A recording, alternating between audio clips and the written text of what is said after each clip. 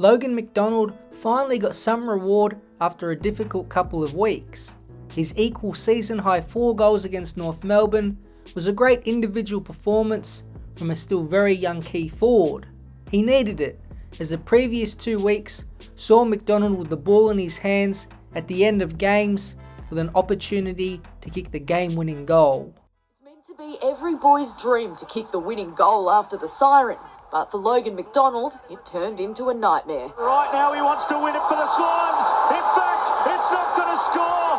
It'll land in short. And Freo, hold on. The Dockers travelled. Then, the following week against St Kilda, another opportunity presented itself. The ball with only 1 minute and 30 seconds left landed in McDonald's hands. He showed no hesitation of looking to pass it off, and did look far more confident than the previous week against Fremantle. His strike was solid, and halfway to the goals it looked great, but it just faded at the end to the left. St Kilda would go on to win the game and make it a frustrating fortnight for the Swans and their young forward.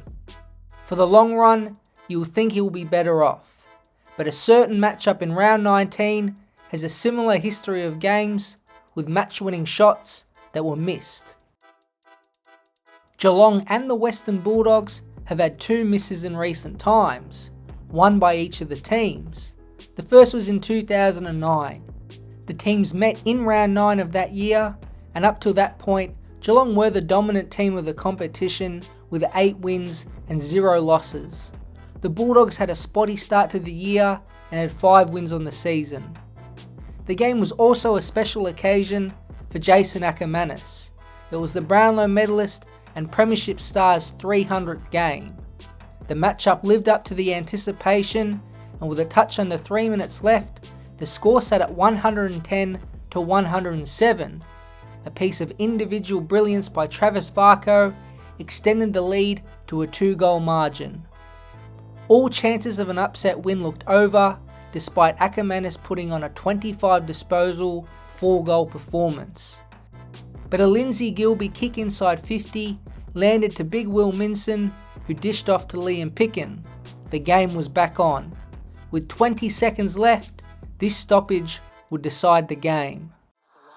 Bounce outside the 50, slammed inside the 50. Harley under pressure.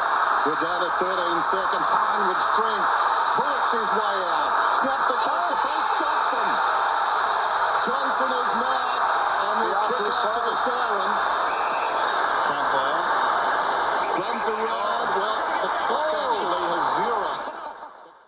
Johnson couldn't run around the corner for the easy snap because of the siren, so the more difficult check side was the only option. There's the siren. Johnson comes in. He's missed.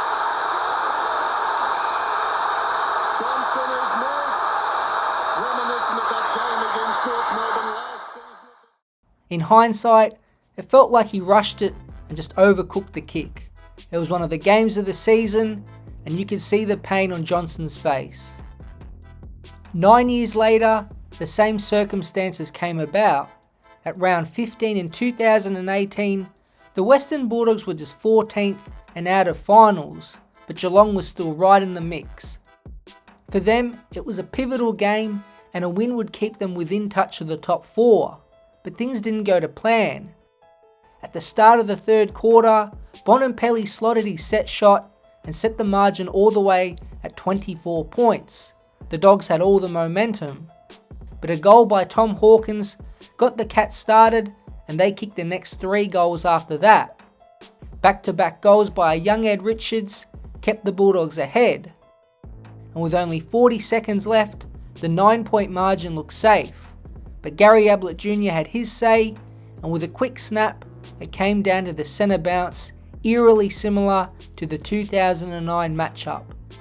The ball spilled out to veteran Mitch Duncan, who perfectly laid up a high ball that would trouble the Bulldogs' smaller defence. It landed in defender-turned-forward Harry Taylor's hands. He fittingly kicked Geelong's first goal of the game and had the chance to win it. But as he walked in to approach the shot, the camera revealed a massive Bulldog players behind the mark. In today's game it wouldn't be allowed, but the 12 players put off Taylor enough. He laid back way off the kick and never got it on line. As Taylor was accompanied by Dangerfield, the Bulldogs celebrated an important win for at the time an evolving side. The parallels between the two misses were uncanny. Johnson and Taylor's shots were both pretty simple, and both sides who had the shots were 2 goals down with not much time left and would have stolen the games. The ledger sits split between the two for misses after the siren. In 2023, Port Adelaide broke their all-time winning streak, toppling their previous record of 8 straight victories.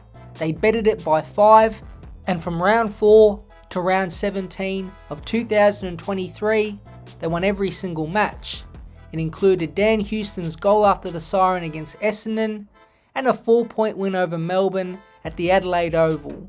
But the starting point of the 13-game win streak did involve some luck. In a tough away trip to Sydney, Port Adelaide had struggled offensively. With 8 minutes left in the game, they had kicked just 5 goals and were down by 16 points.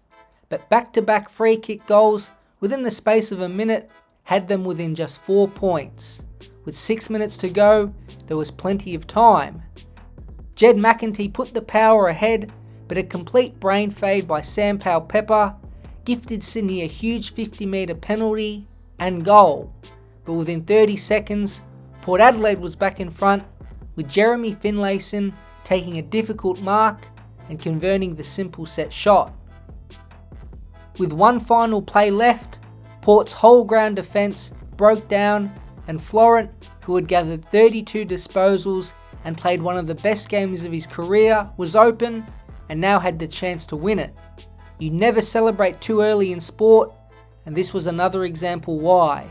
His kick looked perfect and online, but as you can see, did fall short. The replays show that a few of the Swans switched off and didn't block the line. It may not have made a difference as the ball did fade late. The unmarked Alira was the hero, and it's crazy to think within 10 seconds Florent thought he had won the game, only to find out he just didn't have the legs. Again, it's a good reminder to never celebrate too early in sports. Teammates in Callum Mills and Dylan Stevens also celebrated too early, and you can even say Lance Franklin probably gave a free kick away to Miles Bergman for rushing into his back. Alira was the hero and provided the game-winning spoil, something we don't see too often.